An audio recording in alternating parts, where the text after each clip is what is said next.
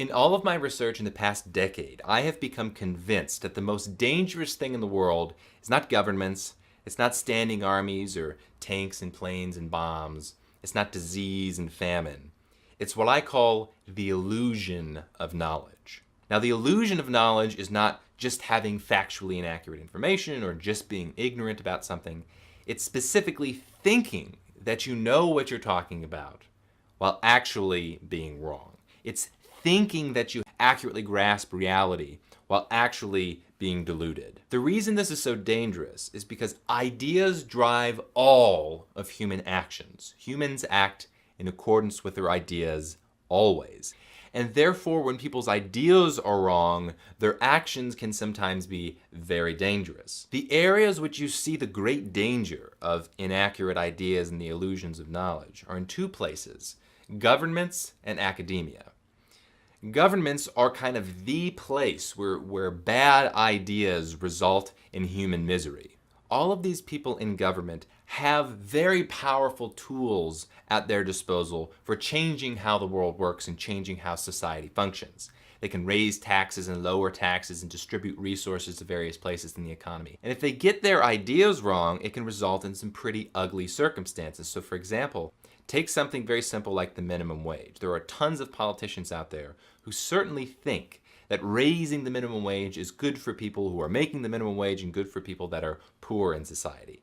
Factually speaking, this is not true. The minimum wage hurts those who it's designed to help. I'm not going to make the case for it here, but it's a pretty straightforward economic argument that the minimum wage is the poor person's worst enemy. You have a bunch of people who may have great intentions in Washington, D.C., who set up systems in society that actively aggressively suppress the well-being of the worst among us. And that's only just a minor example.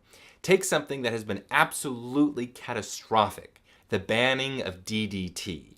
DDT was an insecticide that was used many decades ago to kill mosquitoes because mosquitoes carry malaria, which kills hundreds of millions of people. There was a book that was written many years ago called Silent Spring, which made the case that, DDT is affecting the environment. It's weakening the shells of all these birds, and it's going to throw out our ecosystem. It's going to make it all out of whack, and then it's going to cause all this devastation. Now, the well-intentioned regulators wound up banning DDT, and as a direct result of that, it's likely that tens of millions of Africans have died because of the ban on DDT because it was such an effective insecticide.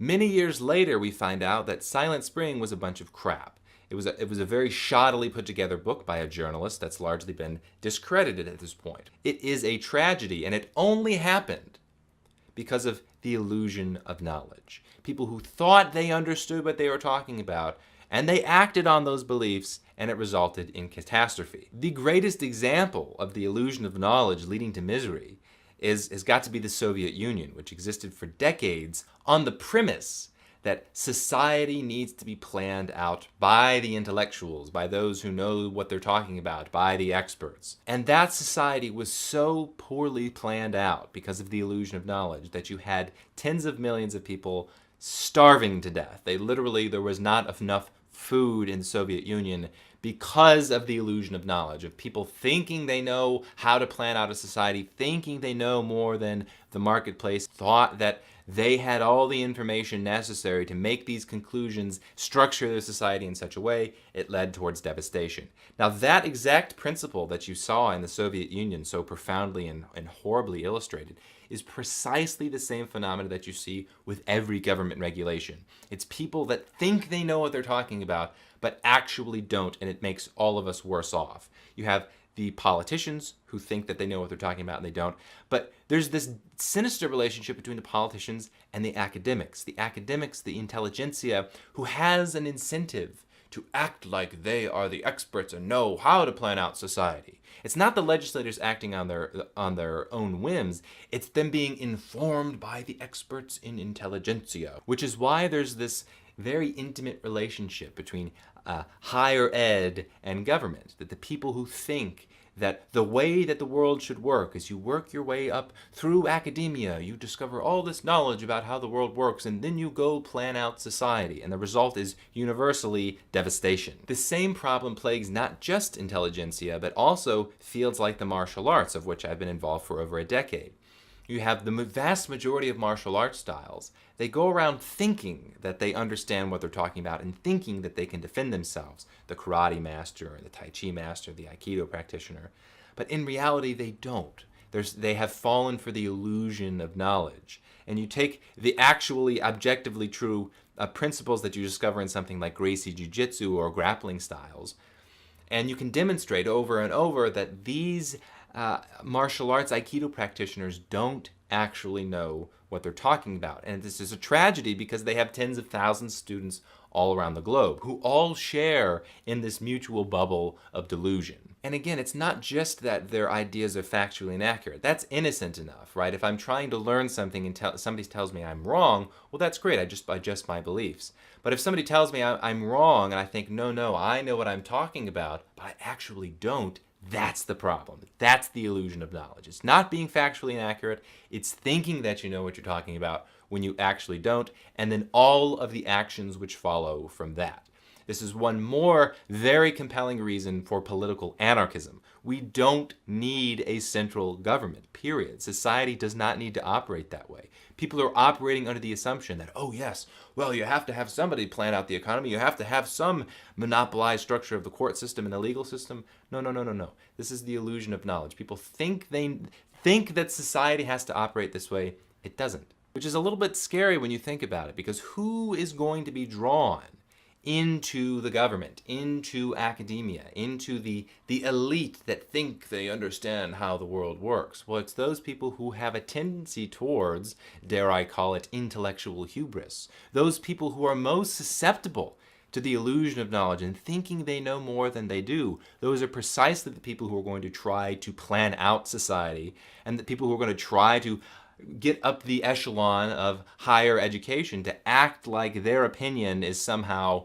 on a different level than us common folks. And of course, don't get me wrong, I'm not saying that average Joes know how to plan out society better than the central planners do. I'm saying there should be no central planners because everybody is ignorant about how 95% of society works. We can have just little tiny snippets about how the world works. We learn sound economics, and the overwhelming message that you get when you learn sound economics is hands off, laissez-faire, let it operate. You don't need the regulators to intervene and ruin things. And like I said at the beginning of this video, the illusion of knowledge is much more dangerous than tanks and planes, because those tanks and planes are operated by individuals with a certain set of beliefs.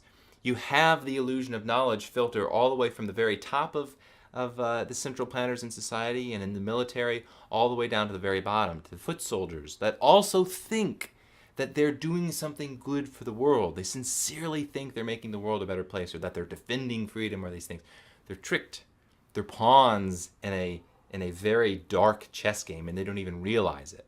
And so guns by themselves and bombs by themselves are not going to explode by themselves. People aren't going to be shooting each other by themselves. It requires the ideas. And to be honest, I don't fear some foreign soldier that has an open mind. If he's open to persuasion and realizes that, oh, hey man, maybe the world doesn't work the way I thought, and maybe everybody outside of my country isn't a savage that I need to shoot. Well, that's great. He's going to be persuaded by the truth.